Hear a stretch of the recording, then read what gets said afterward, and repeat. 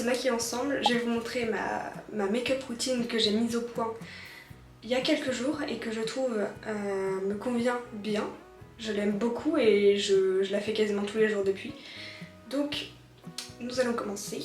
J'ai déjà fait ma skincare, donc je vais passer au primer.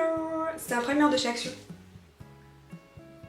Clairement il fait le taf, enfin, il est très bien. Il est hydratant parce que la peau n'est jamais assez hydratée. Donc je mets ça. Et ensuite j'en applique sur ma petite tête. Si je regarde au-dessus de la caméra, c'est parce que mon miroir est juste au-dessus.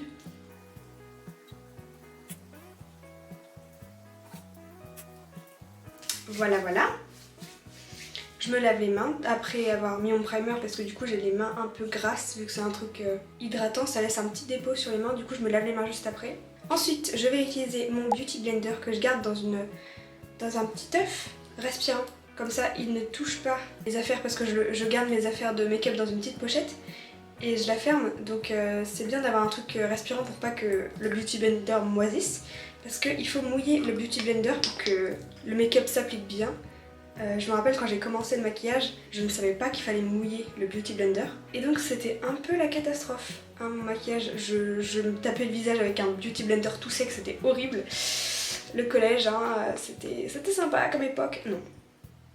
Non, j'ai pas vraiment apprécié le collège. C'était, je pense, facilement les pires années de ma vie, hein, clairement. Le Beauty Blender est mouillé, il est un peu plus gros. Bon, il était déjà un peu humide de la dernière fois, donc il n'a pas autant grossi que ça, mais il est bien, il est plump, tu vois. Oui, aussi, donc, quand j'étais au collège, je savais pas qu'il fallait le mouiller. Donc, je me tapais la face avec un truc tout sec. J'ai appris qu'il fallait le mouiller, mais je ne l'essorais pas. Bien joué, Léa, il y en a là-dedans. Non, mais vraiment, je me frappais la tête avec un truc tout sec. Et après, je me frappais la tête avec un truc complètement trempé, genre vraiment j'avais de l'eau qui dégoulinait sur le visage et du coup bah mon maquillage aussi, genre ça n'avait aucun sens ce que je faisais, mais bon, c'est en faisant des erreurs qu'on apprend. Donc le Beauty Blender est mouillé et du coup je mets de la bébé crème. Elle est un peu dégueulasse parce qu'elle est dans ma pochette de maquillage avec tout mon maquillage, dont mon ancien mascara qui avait un peu coulé, du coup il est un peu crade, mais c'est de la bébé crème de chez Lidl. Ouais, science, c'est Lidl. Elle est très bien. Franchement, la plupart du temps, je me maquille avec des trucs pas chers. Hein. Ça vient de chez Action, je crois. Donc j'en ai mis pas mal là, mais c'est pas grave. J'en mets pas mal de la bébé crème. Je la mets un peu comme un fond de teint en fait. Mais c'est de la bébé crème, du coup ça couvre un peu moins. J'en mets sur mon visage. Ouais, là, j'en ai vraiment beaucoup.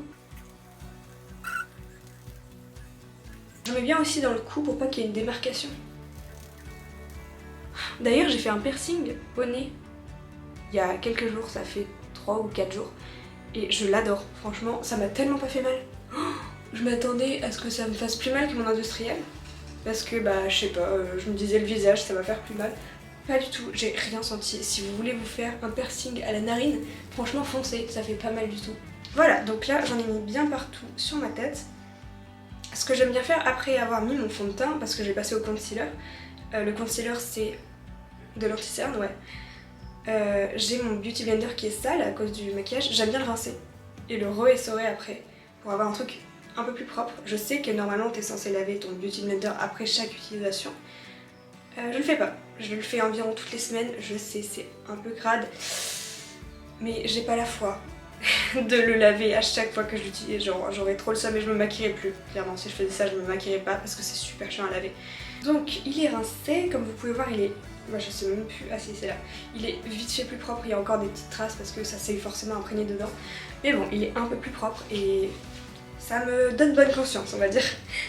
J'utilise un anti-cerne de chez Yves Rocher, donc celui-là. La teinte si vous voulez savoir c'est rosé sang. J'en mets pas mal sous mes cernes et en fait j'en mets pas vraiment autre part. J'en mets pas sur mes boutons ou quoi parce que bah tout simplement je le fais jamais et j'ai pas envie. Les boutons c'est totalement naturel, c'est pas de votre faute si vous avez des boutons en général et c'est pas une honte d'avoir des boutons. Genre moi j'en ai, là vous pouvez voir j'en ai sur le front, c'est pas grave, quasiment tout le monde en a.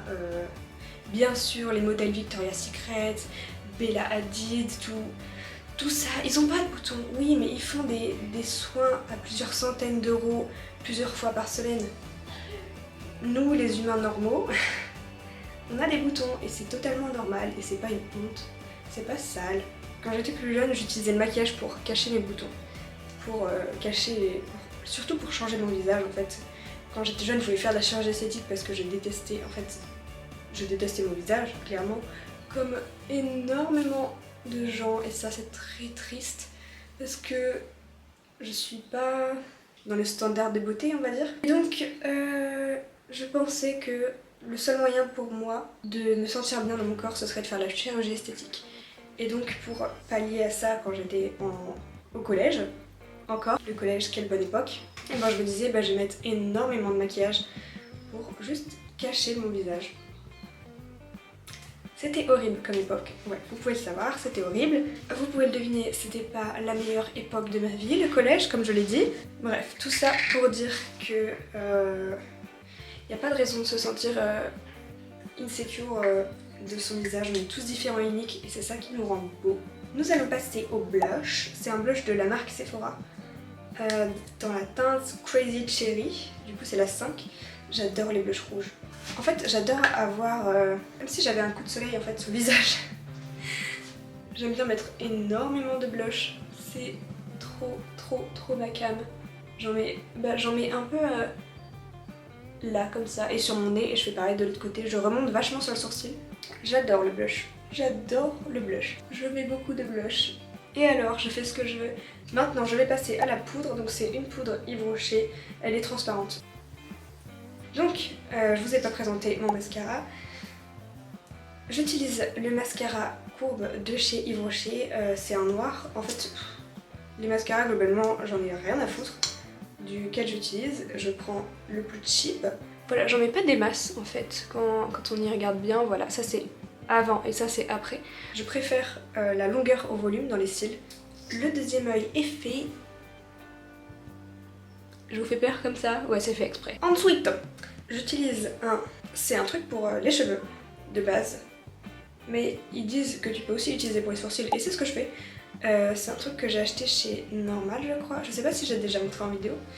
Mais c'est juste pour mettre les sourcils en place, hein, clairement. Parce que mes sourcils en général ils tombent vers le bas et j'aime pas trop ça. Je sais pas si vous pouvez voir mais il n'y a pas vraiment de forme. Et j'aime bien qu'ils soient un peu plus remontés vers le haut. Et qu'ils aient une petite courbe sur la fin. Bon, on voit pas des masses de différence en fait quand je regarde dans le retour.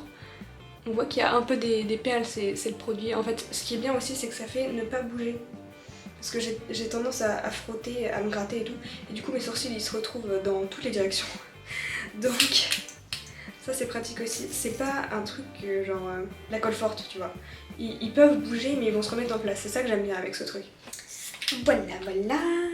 Les sourcils sont faits. Bon, ils ont un peu de petites perles de produit. J'attends que ça sèche. Donc, mon teint est quasiment terminé. Mais maintenant, à cette étape-là du maquillage, je mets un peu de spray fixateur by Face. C'est un peu moche comme nom, dit Diabot. Make-up long lasting fixateur de maquillage. Je l'ai acheté chez Action, comme d'habitude. Action, c'est ma vie. Il fonctionne hyper bien, genre vraiment, je recommande ce truc à 200%. Je vois une grosse différence quand je l'en mets et quand j'en mets pas. Genre, en fait, quand j'en mets pas, le maquillage, quand je touche, il reste un peu sur ma main. Et quand j'en mets, je peux toucher mon visage. Bon, il faut pas non plus frotter comme un teubé, hein, mais le maquillage ne reste pas sur mes mains en fait.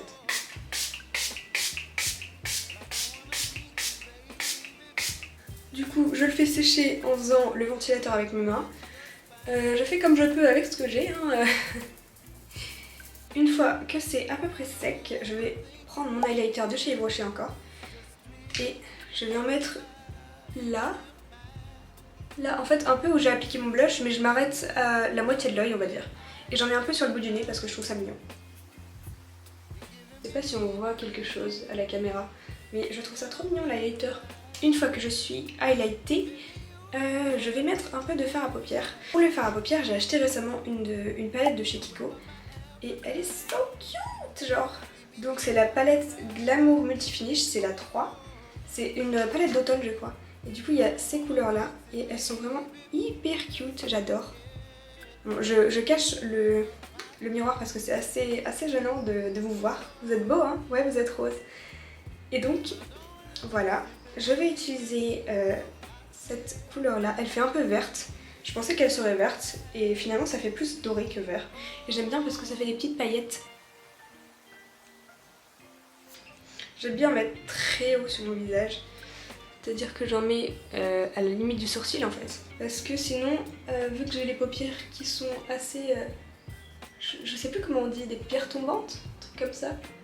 Bah on voit pas mon maquillage qu'il y a sur mes paupières. Et voilà, ça fait un petit effet brillant, c'est assez sympatoche.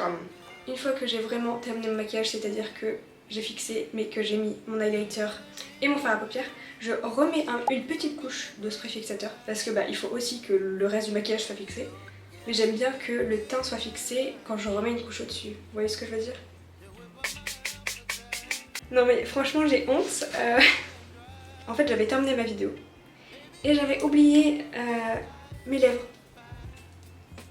Bon, je mets un seul produit sur mes lèvres, mais quand même, genre, j'avais oublié mes lèvres. Donc, je mets un truc de chez Kiko, un Gloss Supreme Watery Touch Lip Stylo. Donc, c'est de leur collection automne, je crois, pas sûr. Mais il est génial, il est tellement... Comme le nom le dit, t'as l'impression d'avoir une couche d'eau sur tes lèvres, elles sont tellement brillantes. Tellement brillantes. Voilà le résultat final. J'aime beaucoup ce maquillage, cette routine en fait que je fais quasiment tous les jours maintenant. Ça me fait me sentir bien, j'ai l'impression d'avoir pris soin de moi-même. C'est la fin de cette vidéo. Si elle vous a plu, n'hésitez pas à liker et à commenter qu'elle vous a plu. Dites-moi si vous avez des produits maquillage que vous voudriez que je teste ou que vous me recommandez personnellement. En tout cas, nous on se revoit mardi 8h30 pour une nouvelle vidéo. Je vous fais des énormes bisous et on se revoit mardi.